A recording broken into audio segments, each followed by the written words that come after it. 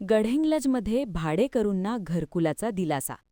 3,000 घरे बांधण्याची घोषणा.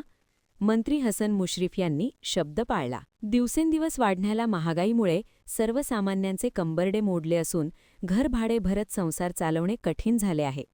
त्यामुळे स्वतःचे घर कधी मिळणार हा प्रश्न भाडेकरूंना सतावत होता. यासाठी गडहिंग्लज शहरातील भाडेकरूंनी गेली 15 वर्षे पालिकेवर मोर्चे, आंदोलने करत शासनाकडे घरकुलाची मागणी केली होती. या पार्श्वभूमीवर मंत्री हसन मुश्रीफ यांनी निवडणूक प्रचारसभांमध्ये भाडेकरूंना घरे देण्याचे आश्वासन दिले होते. पालिका निवडणुकीत राष्ट्रवादी काँग्रेसची सत्ता आल्यावरही 6 महिने उलटून गेल्यानंतर घरकुल योजनेबाबत ठोस निर्णय न झाल्याने शिंदे शिवसेना तालुका प्रमुख संजय संकपाळ, शहर संघटक काशीनाथ गडकरी, युवासेना तालुका संघटक सागर कांबळे यांनी याबाबत जाहीर विचारणा केली होती. दरम्यान गडहिंग्लज शहरातील विकासकामांच्या लोकार्पण व शुभारंभ कार्यक्रमात मंत्री मुश्रीफ यांनी या प्रश्नावर स्पष्टीकरण दिले. त्यांनी सांगितले की वडरगे रोड येथील कृषी कार्यालयाशेजारी जिल्हा परिषदेकडील सुमारे 5 एकर जागा घरकुल प्रकल्पासाठी खरेदी करण्यात आली आहे.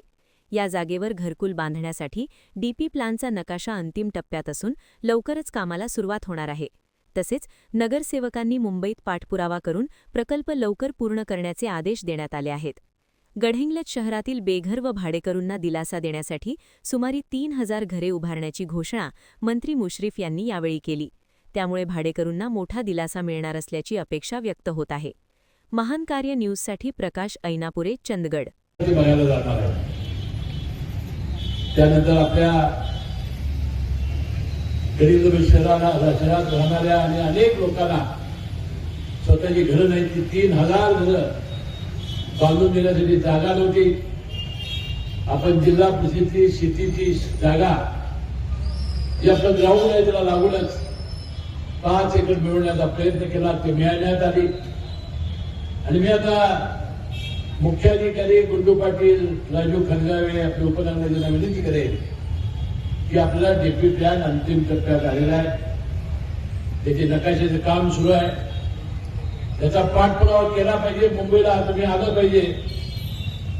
मग आझाद रोड काय बरेचसे प्रश्न आहेत ते सोडवण्यासाठी तुम्ही मुंबईत ठाण मांडून बसावं.